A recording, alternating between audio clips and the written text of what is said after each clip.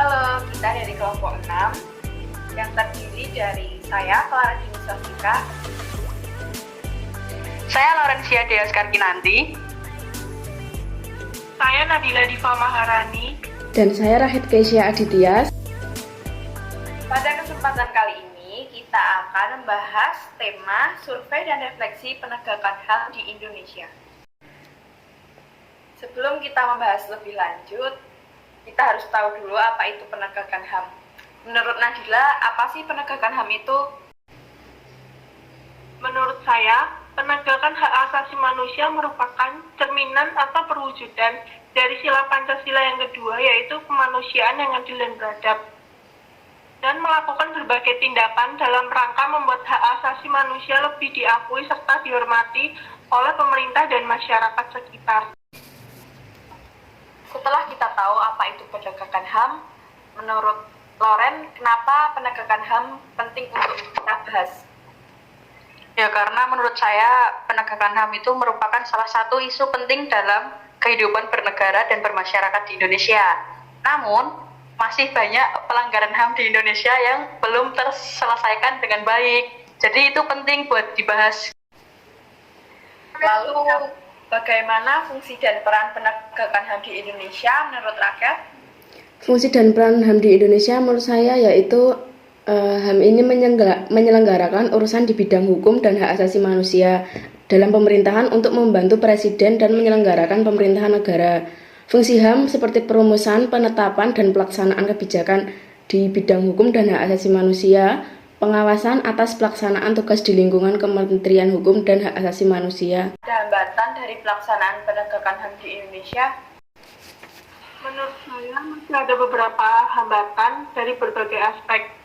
Yang pertama yaitu kondisi sosial dan budaya, yang dimana Indonesia adalah negara multikultural, di mana di beberapa daerah masih melakukan penerapan hukum adat di atas hukum nasional, sehingga beberapa ketentuan justru melanggar hak asasi manusia suatu kelompok masyarakat.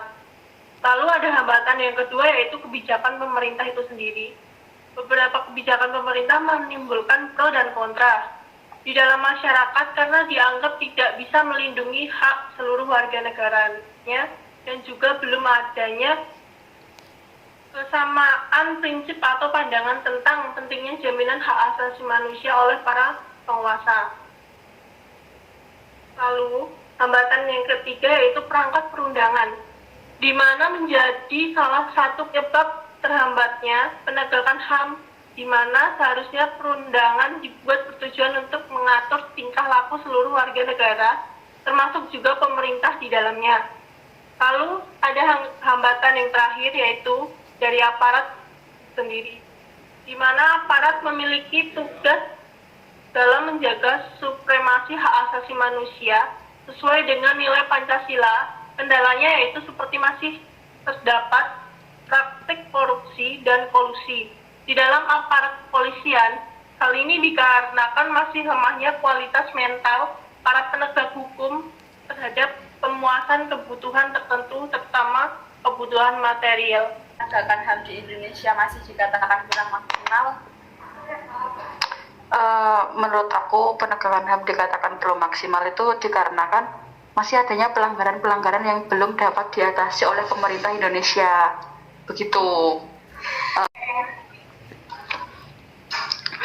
Ya, kayak contohnya itu seperti kasus Munir dan kasus Semanggi itu kan juga termasuk pelanggaran HAM, dan penegakan HAM kan di situ juga tidak ada ditegakkannya juga. Menurut kalian, apakah ada kasus pelanggaran HAM di Indonesia? Contoh yang bisa saya ambil yaitu dari kasus Munir, di mana Munir ini yaitu salah satu aktivis hak asasi manusia dan juga salah satu tokoh pejuang HAM di Indonesia. Beliau terkenal dengan kegigihannya dalam memperjuangkan HAM, di mana saat memperjuangkan HAM ini berakhir pada saat pada tanggal 7 September 2004 beliau dinyatakan tewas di dalam pesawat Garuda karena diracuni saat melakukan perjalanan untuk melanjutkan studi S2 bidang hukum humanitar di Universitas di Belanda. Yang bisa saya simpulkan bahwasanya pada kasus Munir ini merupakan contoh lemah penegakan HAM di Indonesia. Kasus Munir juga merupakan akibat dari sisa-sisa pemerintahan Orde Baru yang saat itu terkesan otoriter. Hal ini juga disebabkan karena belum adanya peraturan perundang-undangan yang tegas dalam menangani kasus-kasus pelanggaran HAM. Selanjutnya mengenai kasus HAM yang terjadi pada tahun 2012 sampai 2016, menurut data yang diberikan oleh penerimaan pengaduan Komnas HAM, yaitu dari tahun 12 hingga 2016 terjadi beberapa penurunan dan peningkatan jumlah kasus yang diterima di Komnas HAM, di mana wilayah yang paling banyak melakukan pengaduan yaitu berada di Pulau Jawa. Selanjutnya disambung pada 2017 sampai dengan Agustus 2017 melonjak hingga 5.000 lebih kasus pelanggaran hak asasi manusia, di mana klasifikasi pelanggaran hak asasi manusia tersebut yaitu paling banyak yaitu pada hak asasi manusia memperoleh kesejahteraan, hak asasi manusia memperoleh keadilan, hak asasi manusia melakukan kebebasan. Jadi, karena adanya banyak pelanggaran HAM di Indonesia, pemerintah membentuk Komnas HAM dengan tujuan untuk mengembangkan kondisi yang kondusif bagi pelaksanaan hak asasi manusia di Indonesia. Untuk itu, bagi setiap warga negara yang merasa hak asasinya telah dilanggar, dapat melakukan pengaduan kepada Komnas HAM. Demikian pembahasan kali ini, jadi kita dapat menyimpulkan bahwa penegakan HAM di Indonesia masih dapat dikatakan sangat memprihatinkan. Hal ini dapat dibuktikan dengan masih banyaknya pelanggaran-pelanggaran seperti pembunuhan, diskriminasi, keadilan, dan lain sebagainya. Demikian yang bisa kami sampaikan, ada kurangnya kami mohon maaf. Terima kasih, sampai jumpa lagi.